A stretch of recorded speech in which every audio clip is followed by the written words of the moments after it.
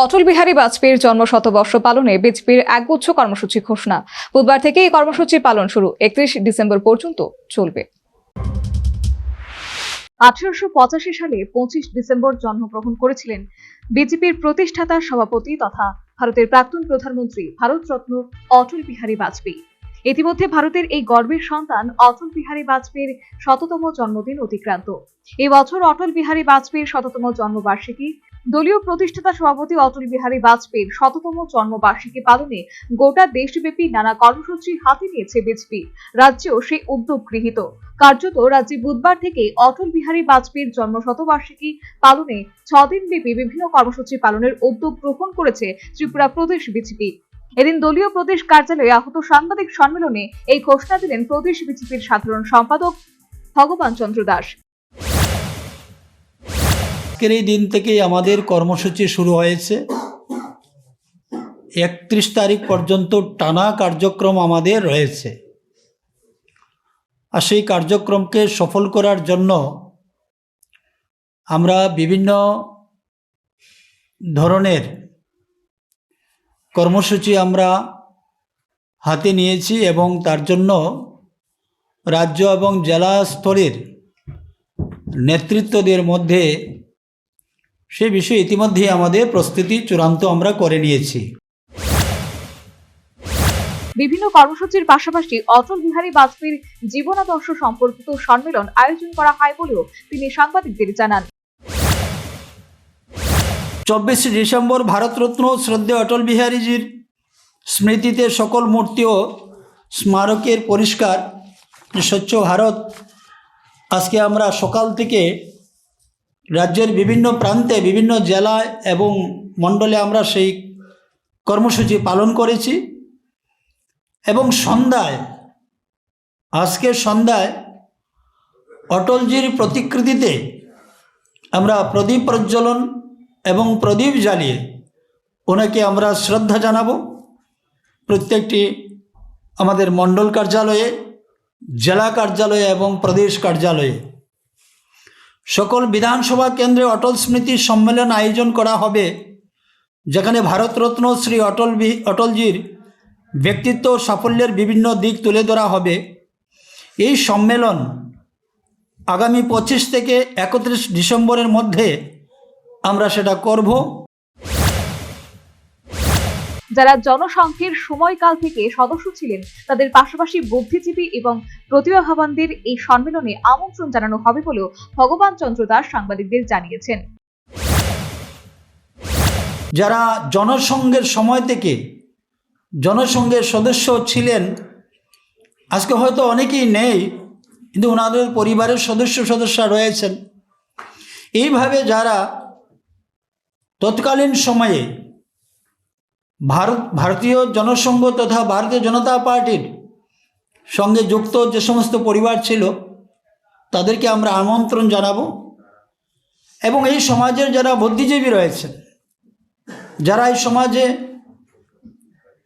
প্রতিষ্ঠিত ব্যক্তিত্ব রয়েছেন, বিভিন্ন ধরনের প্রতিভাবান ব্যক্তিত্ব রয়েছেন, যেমন যারা বিশিষ্ট সাংবাদিক রয়েছেন, যারা বিভিন্ন সময় বিভিন্ন আর্টিকেল লেখেন, এই ধরনের ব্যক্তিত্বদেরকে আমন্ত্রণ জানিয়ে আমাদের সম্মেলন আমরা করব এবং অটলজির সম্পর্কে আলোচনা সেখানে থাকবে। শুধু তাই নয়, অটল বিহারী বাজপেয়ী প্রধানমন্ত্রী থাকাকালীন যে সমস্ত প্রকল্পগুলো চালু হয়েছিল সেই সম্পর্কিত প্রদর্শনীর আয়োজন করা হবে বলেও তিনি জানিয়েছেন। কার্যালয়, স্থানীয় সংস্থার কার্যালয় এবং জনসাধারণের স্থানে 7 দিনের অটল স্মৃতি প্রদর্শনের আয়োজন থাকবে। অটলজির সময়ে যে সমস্ত প্রকল্পগুলো চালু হয়েছিল সেগুলো আমরা এক্সিবিশনের মতো প্রদর্শনী আমরা বিভিন্ন জেলাতে এবং প্রদেশে আমরা সেগুলো করব। সকল নগর নিগম ও নীতি গবেষণা প্রতিষ্ঠানগুলিতে সুশাসন সম্মেলন মাননীয় প্রয়াত প্রধানমন্ত্রী অটল বিহারী বাজপেয়ীজির সুশাসন ভারতবর্ষের মধ্যে উনি দেখিয়ে দিয়েছেন। সেই সুশাসনকে সামনে রেখে এই সুশাসন সম্মেলনের আয়োজন করা হয়েছে। আমরা বিভিন্ন চৌক চৌরাস্তা বা উদ্যানগুলির নাম অটলজির নামে সেগুলো রাখার পরিকল্পনা আমরা হাতে নিয়েছি। অটল বিহারী বাজপেয়ী কবি সাহিত্যিক হিসেবেও যথেষ্ট দক্ষ ছিলেন। তার জন্মশতবার্ষিকী পালনে কবি সম্মেলনের আয়োজন করা হয়েছে বলেও জানিয়েছেন বিজেপির সাধারণ সম্পাদক। জেলা স্তরে এবং প্রধান শহরগুলিতে কবি সম্মেলন, চিত্রাঙ্কন প্রতিযোগিতা, গ্রাফিক্স এবং রিলের মাধ্যমে প্রতিযোগিতা, প্রশ্নোত্তর প্রতিযোগিতা, এই ধরনের কিছু কার্যক্রম থাকবে।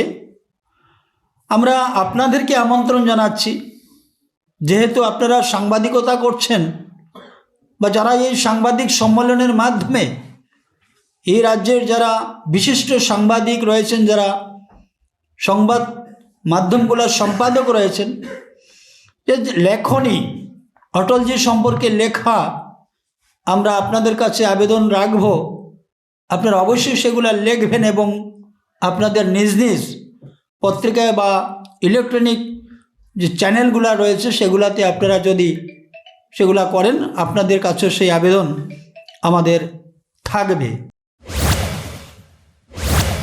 অটল বিহারী বাজপেয়ীর জন্মশতবার্ষিকী উপলক্ষে অন্যান্য কর্মসূচি পালনের প্রস্তুতির কথা জানিয়ে এ ব্যাপারে একটি কমিটি গঠন করা হয়েছে বলেও তিনি সাংবাদিকদের জানান। বিভিন্ন ধরনের আরও কর্মসূচি রয়েছে। অটলজির জীবন ও সাফল্যের উপর ভিত্তি করে গ্রাফিক্স ও রিল সকল সোশ্যাল মিডিয়া প্ল্যাটফর্মে আমরা এগুলাকে প্রচার এবং প্রসারে আমরা হাতে নিয়েছি। তো তার জন্য আমরা প্রদেশ স্তরেও একটা ছোট কমিটি আমরা তৈরি করেছি।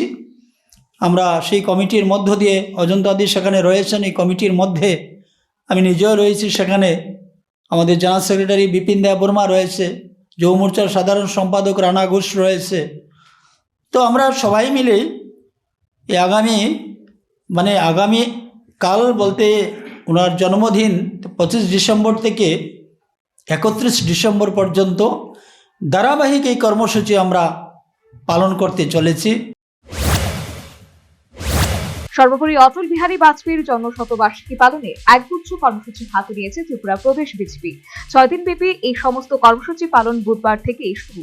আগামী 31 ডিসেম্বর পর্যন্ত এই সমস্ত কর্মসূচি পালন চলবে বলে বুধবার সন্ধ্যায় আহত সাংবাদিক সম্মেলনে জানিয়েছেন ত্রিপুরা প্রদেশ বিজেপির সাধারণ সম্পাদক ভগবান চন্দ্র দাস।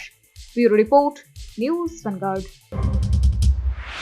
Last 10 minutes.